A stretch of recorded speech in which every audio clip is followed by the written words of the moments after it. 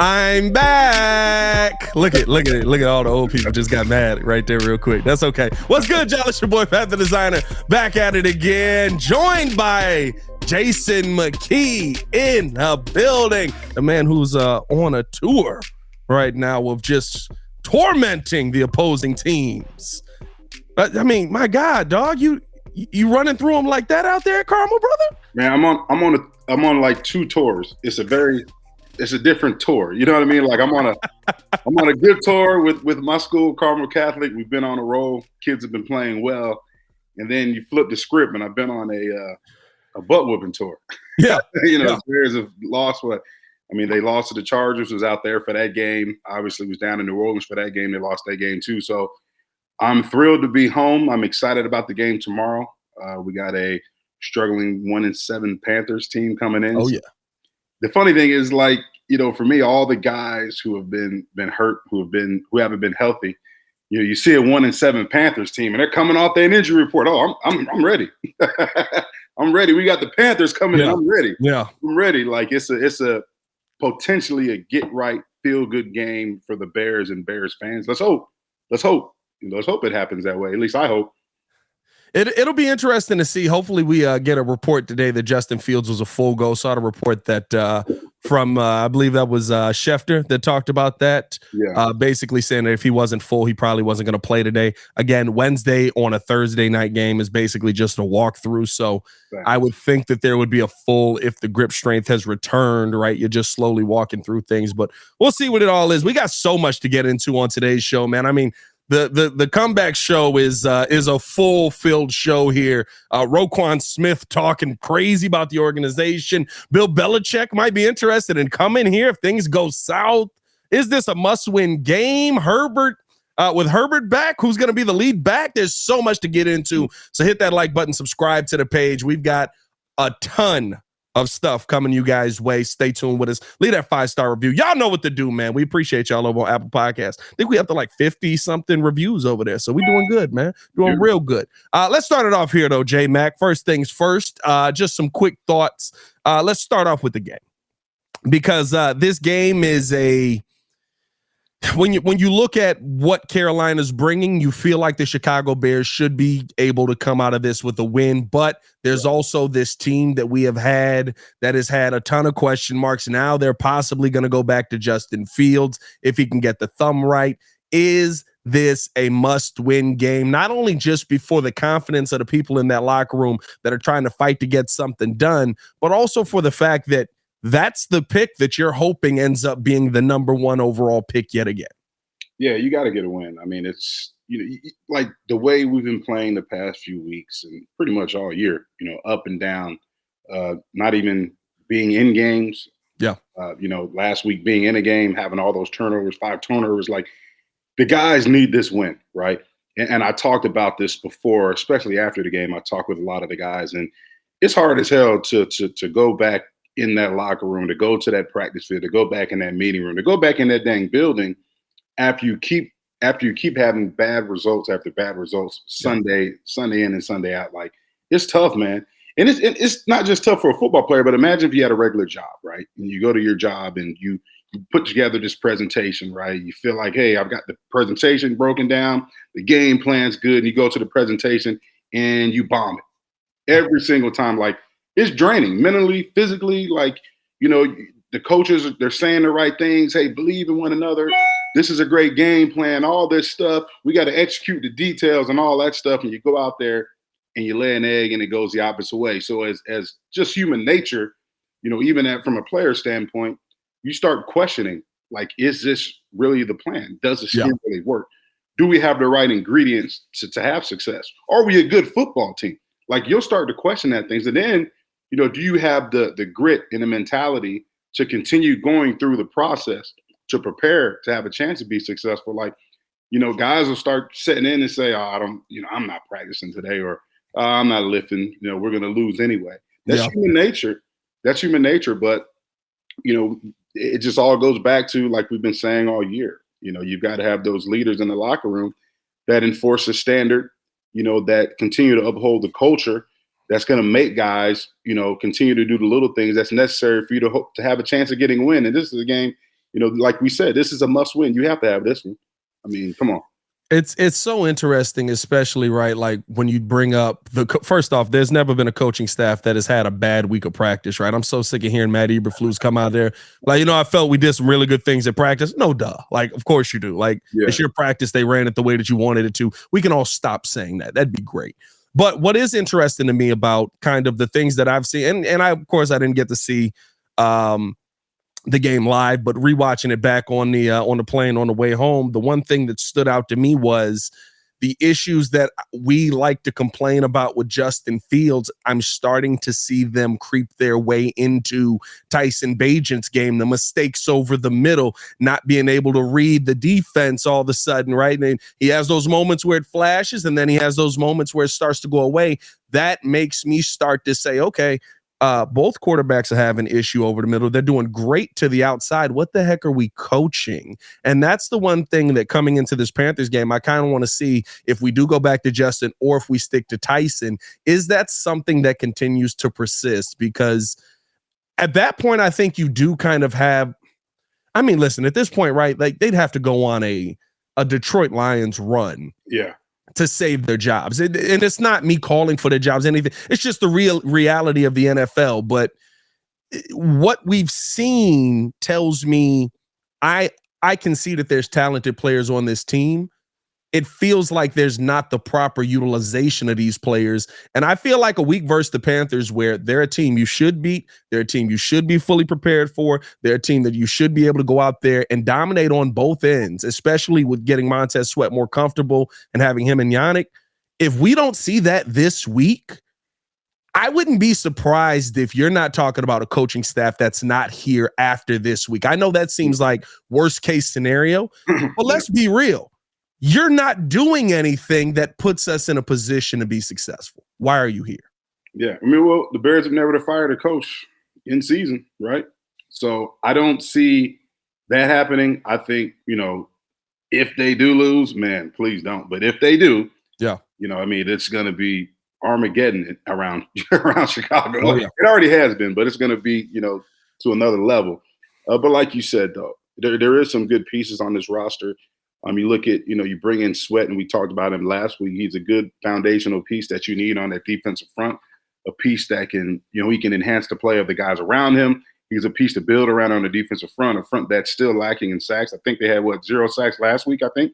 Yep. I don't remember seeing one on the sideline, unless I missed something somewhere, but I didn't see one. Double check here. I didn't. Yeah, they had 0. It was 0. They didn't have any. Oh, they didn't have any. You are. Oh man, it's crazy. There's like so many tackles. Yeah. Tyson Bagent's on the tackle list because of how many turnovers there were. It's crazy out there. Yeah. Yeah, and then you look at. I mean, Tevin Jenkins has played great. I know we're going to talk about that later on in the show, but I love this press conference he had yesterday. He was talking about the opportunity, and it's crazy. You got a guy who's been in the league for a while, giving so much praise to a rookie right tackle, Darnell Wright. And he's saying, look, Tevin said it's a great opportunity, and I'm honored to play alongside Darnell Wright, who's a rookie in this league. Like, you don't really see vets give rookies that type of compliments. And he says that they're building chemistry. When you watch the All-22, they were getting after guys. I mean, it was in the first quarter, they ran outside zone. Deontay Foreman, man, and Tevin reached the 3 technique. I think it was what I have my notes here. It was Nathan Shepard, I think, was the 3 technique for the Saints. And man, he reached him and just drove him off the ball and buried him and put his weight. And when you bury somebody, right, it's offensive line. The old school trick is you fall on them, you put all your weight on them so they can feel you. And that's what I love about Tevin's game: the grit, the tenacity, the nastiness. Like, that's what you need in terms of developing a standard and culture and a mindset and mentality amongst the offensive line. Like, that's what you need. And Darnell Wright plays the same way. So we talk about pieces. This team has pieces. You talk about Tyson Bagent, looking like Justin Fields or making Justin Fields mistakes. Yeah, he is. And I think you can be more lenient with Tyson making those mistakes because he is a rookie. He's a rookie, 100%. Right? So some of those throws he made late and over in the middle, you look at the first pick he threw to Cole Kmet. He's going through his progressions, and he comes back and just throws the ball to Cole. Well, it's not there. It may have been there back at Shepard, but it's not, because you've got an elite level of players. You look at the one he threw to, I think it was DJ or Darnell, the second one over the middle. Well, Darnell. Darnell. Well, he's late and inaccurate over the middle. And when you're late and inaccurate over the middle, it's interception. At Shepherd University, that may have been a completion, but in the NFL, it's interception. So, like we said, he's done some great things. He made some good situational plays where his awareness took over and he scrambled. And particularly, the first down in which he reached, extended that drive. He has shown some flashes, some good things, but like I said before, it's when you have the same results, negative results over and over again, right? Yeah. Questions are going to creep in, right? That's just human nature. But you've got to have those key pieces, those key leaders in that locker room to make sure that the standard of preparation, right, the attention to detail at practice, the extra reps, the extra lifting, all that stuff that you need to have week in and week out to give you a chance to win, you got to make sure that those standards don't slip. And that's where the leaders come in. How hard is it to be that voice during a season like this, right? Because even you said, right, like when you guys had your down seasons, there were a lot of guys in there that were like, listen, one, I may not be here next year. Two, I got a vacation planned in a week and a half that I'm ready to go on. You know what I mean? Like, how hard is it to be that voice as a player in these moments? Because this is a game right now where, like, I would hope the Bears feel that they can win, but you have to have your team 100% in to go win any game in the NFL. And this might be one where if you got guys already thinking, listen, boys, it's over. We out of here. They not going to be here this year. We probably not going to be here because they brought us here. Yeah. Let's get to the rest of this season and get these checks. Yeah, it's hard. Like it's a catch-22 because, some of these guys will have that mindset where they're checked out because they haven't got the results. It's like a bad Groundhog Day, the same thing over and over again. So they will have those thoughts. Those thoughts may creep in and they say, you know what, look, I'm collecting my check. Thursday used to be payday. I'm collecting my check. We always win on Thursday. Have that type of mentality. We always win on Thursday. Hey, that's what you say. Undefeated on Thursday, baby. Undefeated on Thursday. That's a great line. I'm not gonna lie to you. Undefeated on Thursday, man. But here's the other thing, right? Then you have some of these guys who are, trying to make sure that they stay in the NFL. And guys have to understand that your film's always being evaluated. So as soon as you set foot on that field, every rep you take is being evaluated by you got pro scouts, you got GMs, because all these teams are looking to find ways to improve their teams. They're trying to find pieces. They're trying to find hidden gems. You know what I'm saying? And if you're out there not putting together good tape, even in a season like you're having this year, you won't be on a roster, especially if you're a lower tier guy who doesn't have the status of some of these, upper echelon guys. You're not going to be on a roster. So it's a case to where, hey, you know what? We have a bad team. I'm getting reps because of injuries. I'm getting reps because they want to see what I have or how I can help this team. Well, you better be putting good tape out there if you want to remain on an NFL roster. The interesting thing that we're going to see this week that I think is going to be a huge help to the style that this Bears team plays, no matter who the quarterback is out there, is we're going to be seeing Khalil Herbert come back. And I mean, listen, that's a massive gain to this running back room. We've seen Deontay Foreman do some really good things. Roshan Johnson, I think, has been kind of it's weird. It's like anytime he gets the ball, he does something, and they don't give him the ball for the next 15 plays. But, that's just me. Before we do that, though, today's episode is brought to you by the Hard Rock Casino. You can see comedy legend Jay Leno at Hard Rock Live Saturday, November 11th. Tickets are on sale now at Ticketmaster.com. That's this weekend. Go check out Jay Leno, actually. With Herbert coming back, though, and this is the toughest part about being a running back in the NFL. Going into this Carolina game, do you instantly throw him back in there as the lead back? Or do you continue with the running back room that you've had on display because they've been effective? It's not like, the effectiveness of the run game has completely fallen off. We've seen it have some up and downs, but there's still been that effectiveness there. I mean, I feel like, despite the Chargers game, the running game has been steady. It's been good. I mean, Deontay Foreman has really played well. Darrington Evans, when given opportunities, really played well. Those two have been a good combination.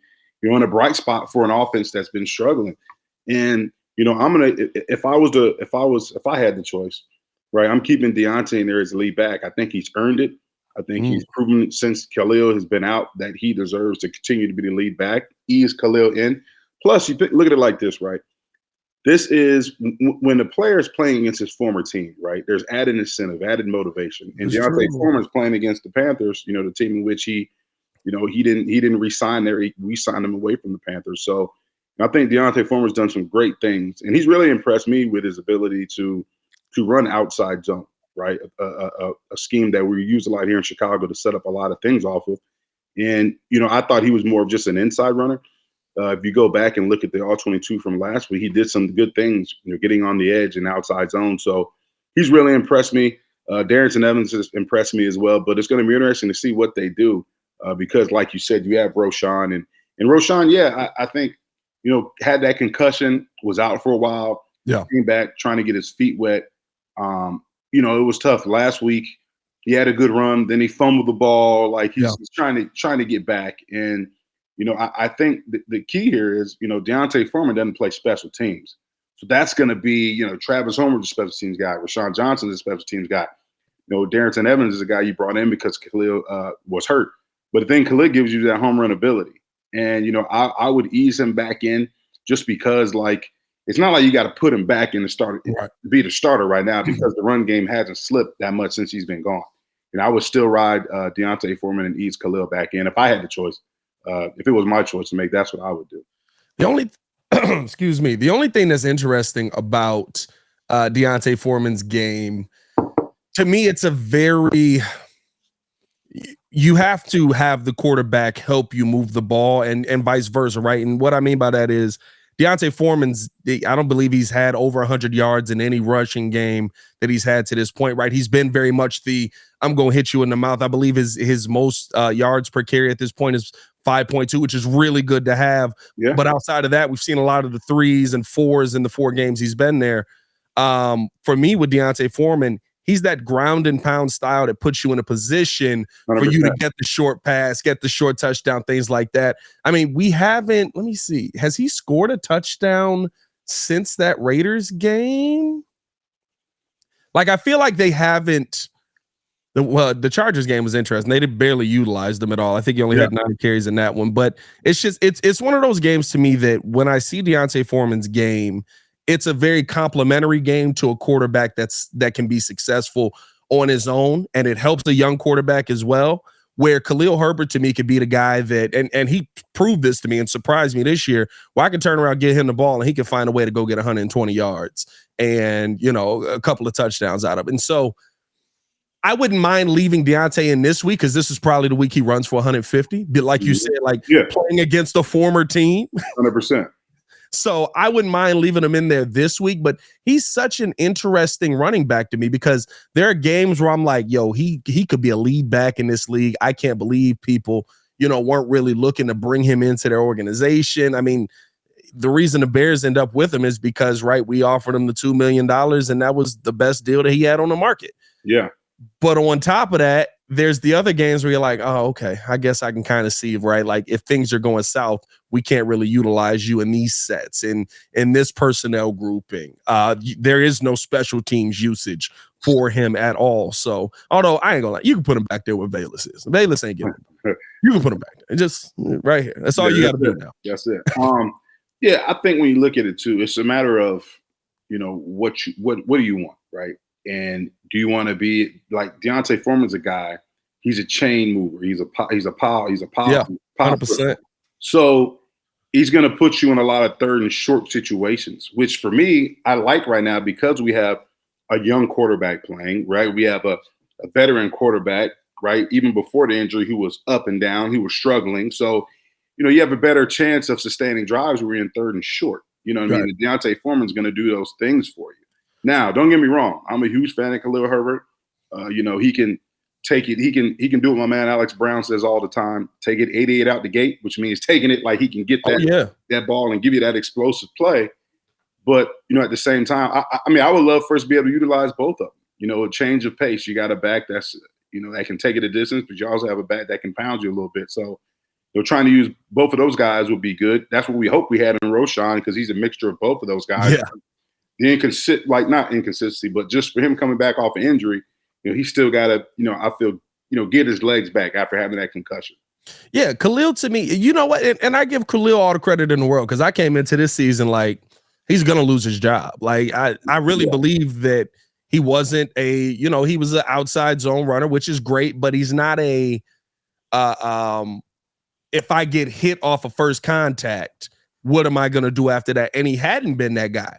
He proved me wrong this year. And that's my favorite thing in the world when players prove me wrong. He proved me completely wrong. We saw him get those, hey, listen, you're not going to bring me down. I'm going to run for an extra 6, 7 when I got 3, 4 guys hanging off of me. You know what I mean? Like, I loved the way that Khalil Herbert was running before the injury. And hopefully he's able to come back and continue that, post-injury and things like that. The Bears are getting healthy, which it seems like it's at a good time for them as well. Because of how spaced out the schedule is and different things like that. And there's one guy that I think has been incredibly important, that bringing Khalil Herbert back, but now having the question marks a little bit more solved on that right side of the offensive line with what Tevin Jenkins has been doing next to Darnell Wright. You mentioned it a little bit. In the run game, that has to be the scariest thing in the world to see coming your way. Tevin Jenkins last week, he was the top guard in the NFL last week per PFF. I have to ask you this, J Mack, with where the Bears are kind of getting healthy here now, and you're starting to see this offensive line look like the offensive line that we wanted, how far away is this offensive line from being a legitimately strong group? Yeah, I mean, obviously you need a center. I think you need another guard. Left tackle, you got Braxton Jones back last week after being out. And here's the thing, right? Braxton, I know, is he one of the top left tackles in the league? No. But the guy's played a lot of football already, and it's going to be his second year. You know what I'm saying? So that experience he's going to keep getting better. He's going to get better with the experience. But, yeah, I think you do, you can never have enough. If you can bring in a tackle, especially a left tackle, to challenge Braxton for that job, you bring him in. But you got it right on the right side with Tevin and Darnell Wright. And like I said before when we started the show, Tevin, the praise that he gave Darnell in terms of his nastiness, his toughness, right, how physical he is, and the chemistry that they built while Tevin has been moved over to right guard. Like, it's been awesome to see. And you see it in the run game. We run outside zone to the right. You're going to get yards, and there's going to be some guys on the ground. It's my favorite thing to watch. Man, there's going to be some pancakes. There's going to be some ear pads popping out of helmets because guys is falling on the defensive lineman, and it's good to see. It's good to see, like, that nastiness. Like, that's what you want. Like, that's what your offensive line should be known as, right? A group an intelligent group, but a group that when they're on the field, they're nasty, especially in the run game, because, it's one thing when those guys are in pass protection, right? Now you're giving that D-line an opportunity to come off the ball and tee off on that offensive line, right? But in the run game, they get to flip the script. They get to be the dictators. They get to set the tone. They get to establish that definition of physicality. And I love to see it with those guys. So it's good to see that, you have the right side solidified and you can build upon that. We definitely need a center. We've struggled there. We've tried different combinations. Neither one has worked. Cody Whitehurst played a lot of ball, but he's getting long in the tooth. So you need something there. And if you have a chance to bring in a left tackle, definitely you got to bring in one, with the high draft picks and stuff like that we have. You do got to bring that in. But having Braxton Jones there is a luxury as well, because he's a guy who's played a lot of football early in his career. And, he's a guy that should get better with development if you have the right, I think Coach Morgan's a good coach in terms of developing guys. And, I think he's done well with Braxton so far. Yeah, no, Braxton – the only question I have with Braxton is always, right, like, it's the same things that have been beating him. Right? Yeah. It's not like, to me, I think he's gotten better with when guys try to get around him. He does a really good job of pushing him past the quarterback, creating that pocket, creating that space for him. But when guys just say, I'm just going to bull rush you, dog, and I'm going to push you back into your quarterback, that's the one thing that to me has still been consistent in this second year. But how long does that take to develop? You already got this guy partially developed. Do you want to go out and add another guy in there? For me personally, I look at Joe Alt as a Darnell Wright on the left side. Yeah, that's the guy that I've been eyeballing the entire time through college football. I like Olu. I feel like Olu has a lot of similar issues that we talk about with Braxton, though. But on that left side, like, I would love to see Joe out there, but I'm not mad at kind of where Braxton Jones is, because it's not like this is the worst left tackle that you could have in the NFL, and he's a 5th round pick. That's what I was going to say. Like, you look at it, you got a 5th round pick at left tackle, right? The reason why he was a 5th round pick, because there was question marks, right? Yeah. There was deficiencies in his game. Yeah. The linemen that go first, second round, right? They have less question marks, right? They're guys that could withstand a bull rush. Darnell Wright, for example, he's a right tackle. He was a guy that checked off a lot of boxes, right? Didn't have a lot of holes in his game. Does everybody need to be developed when they come in the NFL? Yes, because it's a different game than the college level. But he had less boxes, right? He was more NFL ready than Braxton Jones. So you get Braxton Jones in the 5th round, who is not a top tier offensive lineman coming out, who's not NFL ready, but he comes in and earns a starting job. Like, that's a plus right there. Like, that's a good hit on a pick because he started his entire rookie season. So yes, the development comes in. That's the coach's job to develop the player.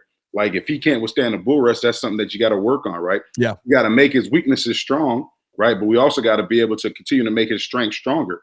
And that you look at all these teams in the league, and every year there's a guy who you've never heard of that just comes out and has a breakout season. Well, that season was brewing because of the development that was taking place behind closed doors. That development was taking place in the meetings. That development was taking place in the weight room. That development was taking place getting extra reps after practice. That's when you know you have a great coaching staff, right? They can take a player who wasn't an upper echelon player coming out of the draft, right? And they can turn him in to a real pro, to a solid starter. That's coaching, that's development. And if you don't have that type of development, or you don't have that type of coaches that can do that, well, guess what? Your team, you're not going to have a high rate of having sustained success in this league. You're going to have to develop players, because you just can't draft everybody and say, oh, we draft this guy, this guy hit, this guy hit, this guy hit. No, some of the guys that's in your building, right? Backups, practice squad guys, you're going to have to eventually develop those guys and turn those guys into starters or contributors on your team. I think that's the tough part that a lot of Bears fans have with where this line is at right now, right? Because you look at the draft next year and you don't go, oh, yeah, we're going to find our starting center in this draft. Not a guy that, like, to me, you're going out and getting a Braxton Jones at center, right? There's names out there, but you're not feeling like I got a guy that I can plug in day one and he'll be good. So do you address that in free agency? Do you address that in the draft? If you don't address that in free agency, to me, then you have to take a left tackle in the draft. And let's be real, I like Cody. You might be needing to find a left guard in the draft as well. Cody, like you said, he's a little long in the tooth. So you start to look at those situations and you say, okay, so we've got these two pieces for sure, which the best description of Wright and Tevin Jenkins that I've heard that Ryan Poles has used for both men is they're both pricks. He said they are both just complete pricks on the field, and they are not the person you want to see on the other side. Yeah. We don't have that at the other three positions right now. Right. And that's, to me, where if you're the Bears, this is a situation where maybe left tackle is the answer in the draft because that's there, but do you take that risk? Or do you look somewhere else and try to address a free agency? Free agent offensive lineman ain't been hitting the last couple of years. It looks bad out there. Yeah, Mike McGlinchey. You're going to overpay and you know, and if they don't pan out, you know, now you're stuck. Like that's the thing. Do you want to take?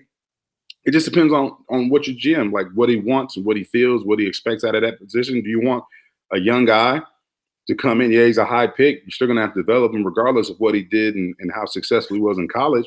Or do you want a guy who, yeah, he may be a guy that's played in the league for a while, but you know, you're going to overpay for him. And then, hey, once he gets his money, I've been in the league 10 years. I got paid. Am I going to shut it down a little bit? Or just older, he's not as productive because his body's deteriorating a little bit, things of that nature. So that's some things that you can't really pinpoint in free agency. You know, you don't know how these guys are going to respond once they get their money. And, you know, we're talking about the O-line. I mean, look at the D-line. You may have to bring in another DN because you're going to pay Yannick again. You know, he's a one-year guy. Like, what are you going to do on the other side opposite Montez Sweat? Like, that's a whole nother factor. Like, you got Billings, you got Sweat, good foundational pieces. But, you know, you got Yannick on that other side who's on a one-year deal. You ain't getting no sacks this year. I don't know where we rank in terms of sacks, but I know we're definitely at the bottom of the barrel in the league for sure. Doesn't help you when you have entire multiple weeks in a row where you don't register one sack. You know, it doesn't put you very high up there. It's very interesting to me too. The part that a lot of people don't. We always talk about going to get the bodies, but we don't talk about the schemes that you have to put in place to help those bodies. And the one thing that me and you have talked about with this team is when the Bears go to a 12 personnel set, how much better the offensive line looks, how much better Braxton Jones looks, how much, and it's almost like there's such a reluctancy to go to it with any consistency. And I think that that's the thing, right? Like the Bears have bodies. This is the part that cracks me up now is like, we're this bad. And yet I know that there's actual, like last year, I didn't know if there was talented pieces on the team. I was like, we got that. We got Justin. Like he's talented, but I don't know about the rest of the team.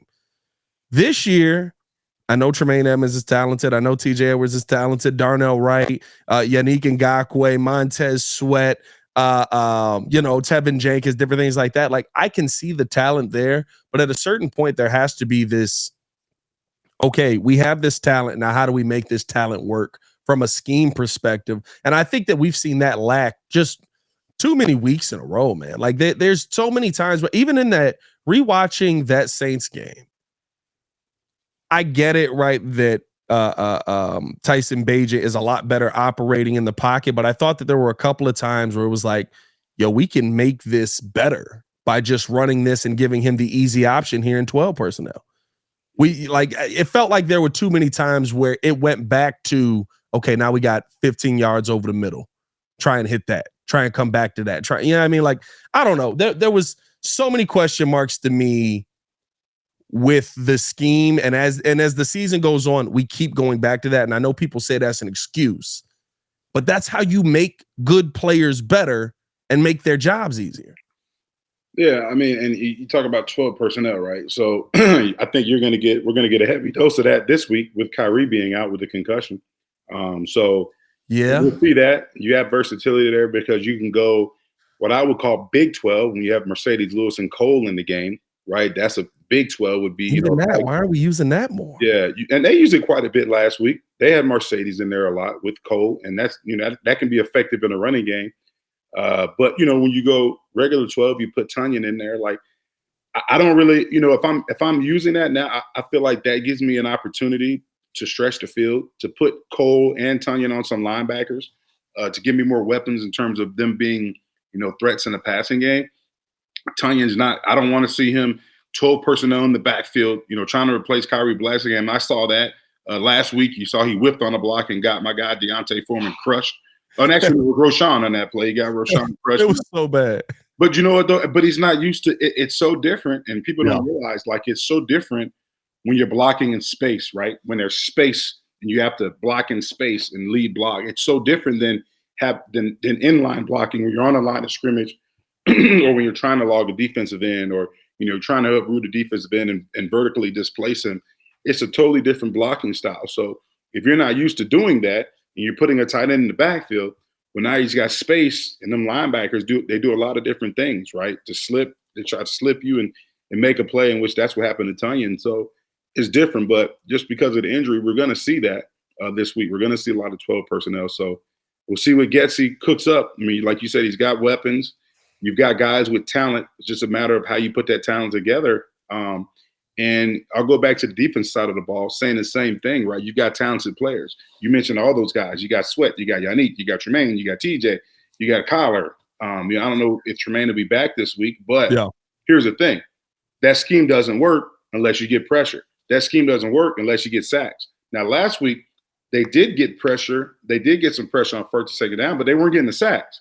Yeah. And, the defense played well considering that the Saints offense, 7 times they started drives in Bears territory.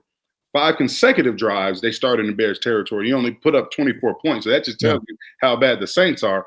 But I give our defense credit. We didn't get the sacks, but we played good enough to win that game, right? The difference in the game was 5 turnovers. That's the difference in the game right there.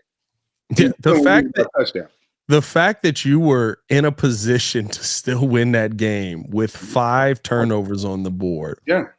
And if I'm not, I don't think it was 5, but I think there was another game we had like 3 turnovers, and it was like we literally could have still won this game. Maybe that was I want to say Denver game. Maybe it was a Denver game. Yeah, you look at it like this. It was 2 minutes and 26 seconds left. I think I got it in my notes. So the yard line I may be wrong on the yard line. I think the ball was on our 37, right? It's 2 minutes, 26 seconds left. We have the ball to go down and tie the game up. And what happens, right?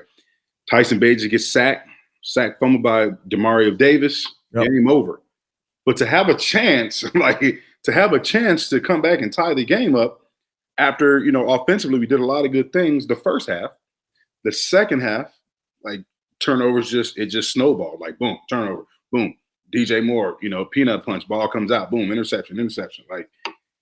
To have a chance, it just shows you that, hey, the defense kept us in the game. Offense was a tale of two halves. 100%. Here's the interesting part about all of this, right? I feel like I've spent a lot of this episode just looking at the coaches, just like, what the heck did I come back to? How did we lose 2 games in the span? And we got a game tomorrow. This is crazy. But there's an interesting coaching name that could be thrown in the Bears ring if things continue to go the way they're going out in New England. Ladies and gentlemen, Jason Lockenfora was talking about, Bill Belichick might be interested in 2 teams here. It would be the Bears and possibly the Washington Commanders here. J Mack. Now, it's so weird to say this and say it like this because I don't know if I want Bill Belichick at this point, dog. I Why not? really don't, because you got to give us the why. Here's Matt Nagy, the why. It has nothing to do with who he is as a coach. 110% nothing to do with that. And I love the culture that he would bring. But the question mark for me is, what is Belichick now? 76, 77? Let's see. Bill Belichick here is now, that'd be great if it typed in the right thing here. He's 71. 71. Okay. Oh, I'm aging him a little too far. There he is. I'm aging him a little too far. Shout out to that, man. Come on, man. That's like when you age it, when you first of all, coaches and players, right? When you age them, that's disrespect. When you also give them the right amount of years in terms of how many years they played, that's disrespect. If you meet any NFL player, and let's say this guy played 9 years, and you say, "Oh yeah, you played 7 years, man," that's the complete disrespect. No, I played 9. Bro. I played 9, bro. Yeah. Don't get it wrong. I played 9. Hey, listen, Bill Belichick old, dog. That's the point here. And no, but in all honesty, though, my question mark with Bill is, when he's gone, what does he leave? Right? Because I think at this point, if Bill goes anywhere, guess who's coming with him? And that does excite me a little bit. He's going to go get Joshy back. We're going to ride. The dogs will ride at dawn. I love Josh McDaniels as an offensive coordinator. I would love to see him work with Justin Fields. I would love to see Bill Belichick with his hands on a defense that already has Tremaine Edmonds, TJ Edwards, Jack Sanborn, Montez Sweat, Andrew Billings. Maybe you keep Yannick around for that already, right? You got DBs in the building. Maybe you're able to hold on to Jalen Johnson now all of a sudden. The Bill Belichick. I'd love the scenario that's there. But what's the but? What you already said you didn't want him, so why? What's the caveat to that? Because I don't want Josh McDaniels to be the next in line. He's a horrible head coach, bro. I'm telling you, he's such a bad head coach, I might pass on Bill Belichick. Oh, man. Because I fully believe that he'd be like, well, yeah, I'd come here and then they give me a shot because they want to continue the system that I've already built with Justin. Yeah, I can see that. But here's I don't I haven't really thought about this a lot. I'd have to just kind of do more research and just say, the goods and bads, of having Bill, right? And I just know this, right? I'll just go off with a couple of goods that I have off the top of my head right now. The main thing that I like Bill Belichick as a coach, and I'm not saying Bill Belichick should be the coach of the Bears, but I'm saying the things that he does have going for him, right? Yeah. Is, and I always say this, is to understand, to know how to win, you have to know what winning looks like, right? To have sustained success, you have had to have sustained success before, or you've had to have seen it, right? Yeah. Or you should have been in the building where you've seen somebody that's had sustained success. So if I'm a young coach, first time head coach, I want him to come from an organization that has had sustained success. Or if we're bringing a head coach like Bill, Yeah. Success has been there. He knows what it takes to win Super Bowls. 100%. He knows what it takes to win. You know, he knows what it takes to put a team together. He knows what it takes to uphold a standard and culture in the locker room, right? A couple of my buddies who were here in Chicago that went to New England, and I'll talk about my guy, Brandon McGowan, B-Rock, played safety for us, went to New England, right? And he always tells us, he's like, and B-Rock's a guy from New York, so he's like, yo, J Mack, yo. Bill was crazy, yo. He used to cuss Tom out. He used to make fun of Tom, cuss Tom out. He's like, nobody was safe, bro. But he also said that locker room, that culture in that locker room was to the nth degree. Right. He used to tell me Willie McGinnis, right? Him and Brady would race to see who got in the facility first, but they'd also used to have a competition on who would lead the facility last. So he said they would like pump fake each other. Like Willie would like get his stuff together, act like he was leaving, and then if Brady left, Willie would come back. He would come back, back in the facility to watch more film. And then the next day he'd be like, "Hey, Tom, you just gonna leave early today?" Like, you know what I'm saying? Like, that's the type of standard that you need. Like, that's why they won so many Super Bowls. Yeah. He said that's how that entire locker room was. See, and I would love Bill here's the thing. I would love Bill the coach. I think Bill the GM has put them in a bad situation with a lot of players. I would be surprised if the Patriots do end up actually firing Bill Belichick mid-season, in-season, any of that, right? All the reports. There's not many coaches that have earned the respect to like, hey, listen, no matter what, like, yeah, you're going to coach the rest of this season and then we'll mutually part ways. Bill Belichick's the one coach that you give that respect to. Yeah. But it's such I don't know, man. Like, I would love to have him here, but there's just such a concern of me of sustainability with a guy like that, right? And that's always my biggest question. How long is that going to last? Because the biggest issue with the Bears has always been the pop-ups, right? Listen, you guys Bears teams were great, but there was only the one Super Bowl run. There was only the one, okay, this is the team that can get it done. And if they had just this little bit, they might have won that one, right? And then we don't win again for, we get to a point we're not even competing again for a while. And then we bring Jay back and we compete for 1 year offensively. And then, it's gone again. And then you get, so like, for me, it's all about sustainability. Is this the time where you bring Bill Belichick in and maybe he gives you 2 to 3 years of a great time? And then it's gone again because he is the culture. We've seen people try to replace the Bill culture. Right. It's only worked twice. Vrabel. Yeah. And I mean, really, that hasn't worked. They haven't won a Super Bowl, but I think that's a good thing. Maybe it's only worked once. Am I missing somebody? That's all I can think of. I mean, you're right though. It's the fact that the change, right? You talk about sustainability. Well, the change. I mean, coach after coach, Trestman, Fox, Nagy. Yeah, that ain't good either. You know what I'm saying? Like, you can never, there will never be sustainability because you don't have the right coach. You've continually made the wrong choice over and over again. Yeah. So at the end of the day, if you keep making the same mistake in terms of hiring these coaches, they can't turn this thing around. Well, guess what? You got to change your process. The process in which you're evaluating and selecting coaches is wrong because it's proven. It's been proven over and over again. We fired 2 coaches in this season, J Mack. That's what I'm saying. Like, even before that, though, like the change and the turnover in coaches. Yeah. Like, I'm not just talking about this season. Like, Preston, gone. Fox, gone. Nagy, gone. Like, your process in terms of hiring that head coach is wrong. So you've got to do something different. Like, if this time around, and, I'm not going to, I don't know what's going to happen at the end of the year.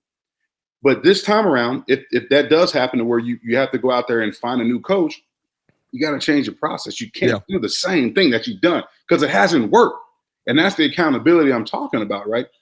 If from an owner's standpoint, if I'm not accountable to myself or I can't admit that I've been at fault in terms of evaluating and hiring coaches, then it's never going to change, right? Yeah. After a while, like, it's not just the coach's fault, right? It's not just the GM's fault. As an owner, it's my fault because I'm the one who put these guys in place. So I failed over and over again, right? But it comes to a point in time where I have to say, I messed up. not once, twice. I've been messing up. So you got to change the process.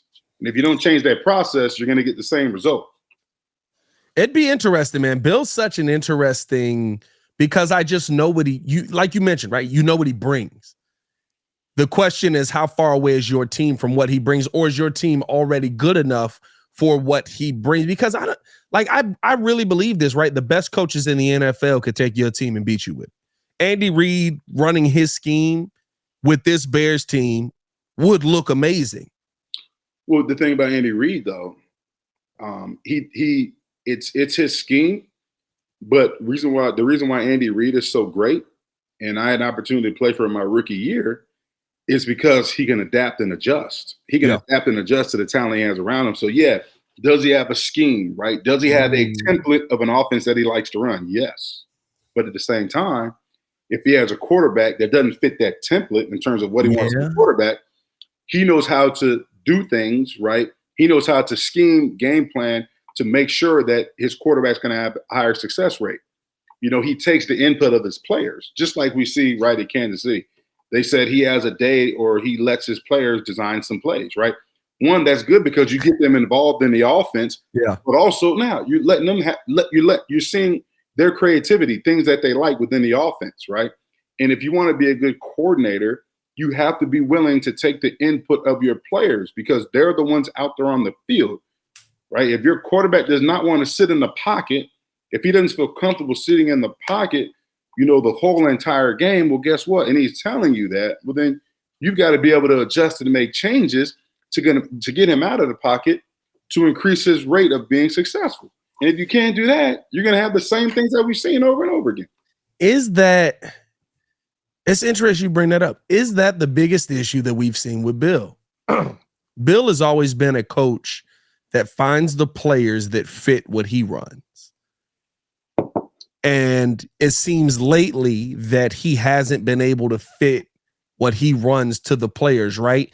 You got Cam Newton in there pre-COVID, and it looked pretty good, but, you know, post-COVID, different situation. But you brought him back next season, and you went out and got Mac Jones, who was supposed to be Tom Brady's replacement. Crazy. And he didn't fit what you ran. And also, right, you just went out and got people that you thought knew how things ran. The DC for an OC thing was crazy for a while there, right? Like, but it seems like he's trying to make players fit what he runs, which to me is my biggest issue with Luke Getsy, with Matt Eberflus right now, is they're not fitting to what the players are doing on the field currently. Yeah, I mean, you look at it like this, right? You talk about Mac Jones. It's a situation, okay. They got their offense. They envision what they want their quarterback to be. He comes in. He can't run what they want him to. He can't even run the adjustments that you know what I'm saying? Coach, I don't like this. I like this. But he can't even run what he's yeah. So it's a dumpster fire. You know what I'm saying? Like, you can't. That's a weird. I think they broke him. I'm not gonna lie. It's not many times where I'd be like, the coaching staff broke the quarterback. I think when they, like, the whole Bill treats everyone the same, that don't work with quarterback. Like, you benched him for Bailey Zappi in the middle of a game and then brought back in Mac Jones in the fourth quarter. Like, I really think Mac was like, I don't know what I'm supposed to do. Like, I have no idea what I'm doing out here at this point. I don't know, man. That's an interesting one for me, dog. Bill would be interested. Let us know how you guys feel in the comments below. Drop your comments down there and let us know. Would you be interested in Bill Belichick as a head coach if he was interested in the Bears? He's actually got ties here. I think EO was saying there's some ties here that why he might want to come. Didn't you have some? Yeah, so like his dad was a big part in the NFL earlier, and he has ties to Hallis. Him and Hallis did a lot of stuff earlier in the league. And another reason why he's going to, if he gets fired, stick around in this league is he cares, again, going back to his dad being the Hallis, he cares a lot about the history of the NFL. And he's 16 games away from being the winningest coach in NFL history. Whether that takes 2-3 seasons, I think he's sticking it out. That's when you say, like, the 16 wins is going to take 2 or 3. Comes here, it's going to take. Hey, listen, that's tough, right? Yeah. I mean, hey, we got 17 game seasons. he said that. I was getting mad. I was about to log off. I was about to log off. The Bears click. I'm about to log off. Right. About the Bears. That's man. It take 3 seasons, win 16 games here. Oh man, I'm putting all my Bear stuff in the attic. Half of it's in the attic right now. I'll be honest with you, but I'm really gonna put it in the attic. every loss, another piece just slowly works its way up to the attic. Like Clark Griswold going up in the attic, getting my Bear stuff. Rewatching old freezing up there in the attic. Now, you went through, right? You were here through the first coaching change before Lovey got here, right? Yeah, I was here. My first year was Dick Geron. Dick Geron. And that was interesting because young guy, and it was weird because after our last game, we're on the plane. I forget who we played the last game. I don't remember, but they fired him the next day. And you know, people knew he was gonna get fired. It was just weird though, you know, going in the building, knowing that these coaches were gonna be fired. You know, my running back coach was Earl Mosley was there, and you know, he kind of broke the news and was like, you know, we had a meeting and then we broke up in a position meeting. So he was like, yeah, you know, they're letting Dick Geron go. We're probably gonna go. And it was tough, man, because like I remember guys in our room, our running back room, who had that connection with Earl. And I was young, so that was my first year. I didn't have the connection that they had with Earl because they had him longer than me. But you know, they were crying. Earl was crying. They were crying because they had that bond and they knew that, hey, you know what, like I probably won't be coached by this guy again. And it was tough for me to see that. Just it was, you know, for those guys to go through that and you know, that coach losing his job. So it's not a good thing. And then to have that quick transition, like Lovey was in the building, everything changed, the way things were ran, the meetings, everything. Like, you know, the meal plan, everything changed. Like I like how you can't help but go into the Lovey voice on accident. You Yeah, I mean that's what it was. Everything changed, man. It was different. It was different. But when you see that change, it's like starting over. So Lovey's first year, we were 5-11. You know, it wasn't like we came out the gates ablazing with Lovey. We had to learn his style. We had to learn his standard. We had to learn his expectation. We had to develop a new culture. He brought new guys in. We had to learn our teammates, build chemistry with our teammates, stuff like that. So it was definitely a weird year. I was younger. So, you know, my whole mindset was like, I didn't really care who the coach was. I wanted to make sure I was on the team. Yeah. You know what I'm saying? So I'm like, look, I'm going out here. I'm playing every special team. Joe, you need somebody to punt. I'm a punt. You need somebody to hold for field goals. I'm going to hold for field goals. Like, I remember times with practice, like we're out at practice, and I'm lining up first in line for drills, and I don't even know what drill it is. Like, J Mack, this is the punters. Oh, I'm sorry. You know if you want me to punt or not. Hey, I thought y'all needed an extra one. Man, you never know. Man, I'm trying to be on this team. You never know.